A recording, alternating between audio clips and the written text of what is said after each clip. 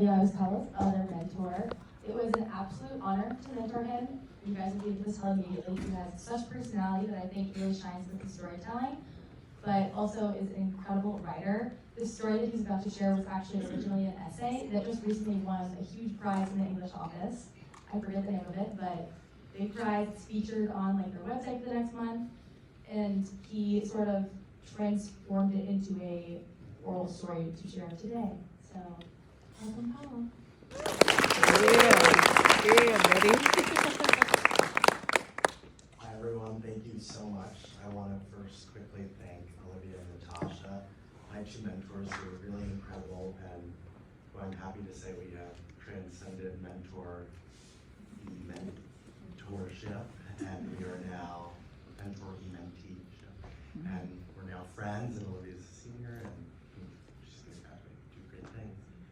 But so yes, as they said, my name is Paolo Liaci, and I wrote an essay that I'm going to be sharing with you tonight as a story. It's titled My Year of Magical Thinking, and I wrote it to reflect on a time that all of us in this room have gone through, well, most of us at least, of your first year away at school and the transitions you go through at that time. And something that I found scary and a feeling that I'd never felt before that I no longer feel scared of anymore. So I remember wanting to walk and lay all at once. I never wanted anything more than to hold a steady hand to paper as I ran on a field of green grass below me. It was just my first week home from school, but I knew I was miserable. And I was feeling something that I had felt just once before.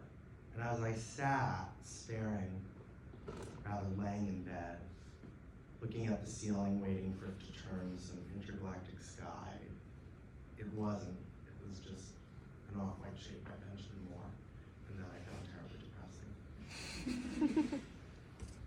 This wasn't, as I said though, a new feeling. It felt familiar. It was like when you answer a text from an ex from the night before, and they pull you back into bed in the morning, and you're like, oh, I shouldn't have done that, but you do it, and it's just familiar.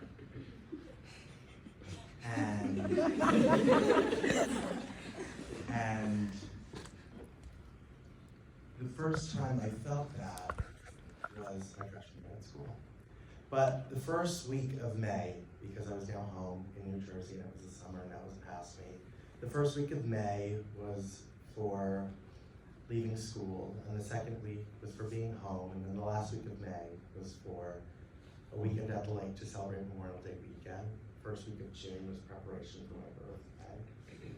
The second week of June was my birthday, and I had a party with some friends up in Connecticut from school, and even more friends from home. That was really nice.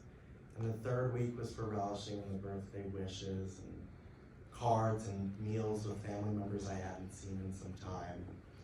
And there were bouts of reading and workouts and more sporadic workouts in between to assure my face was thin enough to complement the new haircut I had that summer.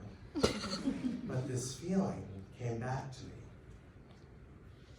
The first time I felt this, I was on a walk outside Botanical Gardens. It was a really cold night in February.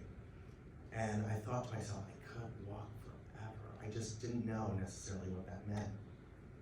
And so I got to my dorm, and the heat of the building was just consuming me. So I started to strip all my clothes. As I slithered into bed and stared at my roommate Josh's side, I thought, the way I'm feeling in this moment is how no one I know would describe me. And that really scared me.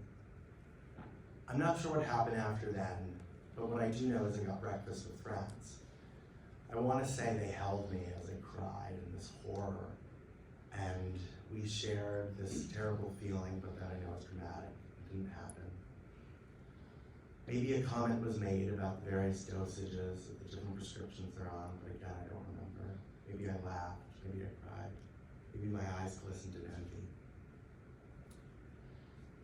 When my parents dropped me off at school, they left a note on my desk, freshman year move-in day, and it said, "Go discover your own version of New York, just as Mommy and Daddy did."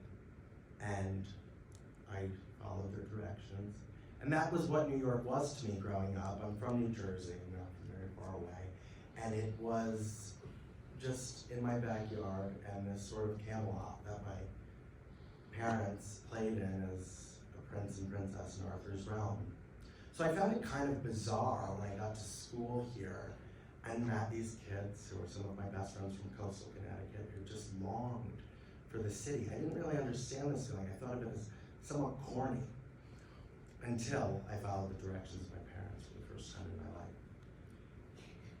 I met the city unaccompanied and unjaded, and it felt like the air was seeping out of the vents and into the cavities of my lungs, and it just felt so incredible. And I had nothing but raving reviews to write home about, besides texts from my grandmother about another tragic stabbing in the Bronx, and my mom texting me not to try fentanyl lace coke. I was really happy. I was really excited.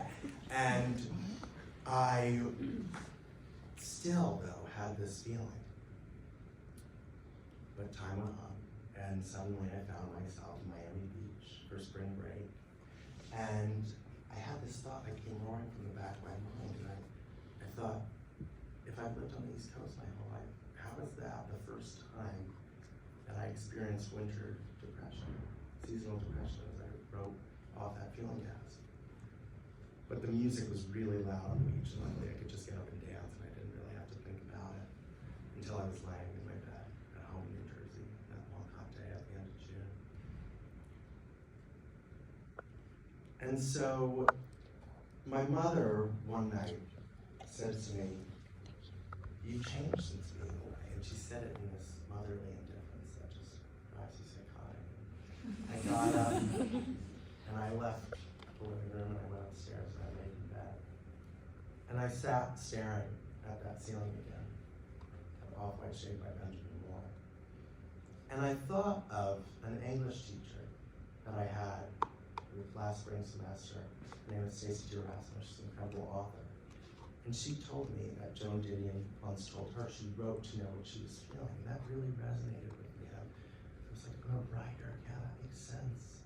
So I decided to look in my notes app and see if I had written anything down that was worth noting. And I did. I found a note, and it was from that very night. I was walking just outside of Motown's in February. And I said, I am more myself than I have ever been before. But my sadness, I feel, may be coming from no longer knowing myself. Discovery is frightening, even when you know it is the right thing to do. And when I found that, suddenly, that rage of motherly indifference and that seasonal depression, as I called it, and all these things just kind of started to fade away, and the ceiling above me didn't turn into an intergalactic sky, but it turned into, as I was thinking of Joan Didion and her year of magical thinking, and Sylvia Plath and her fig tree, it turned into this fig tree. And I saw all my branches. And I no longer had that frustration, or sadness, or anger, or worry about what this feeling was.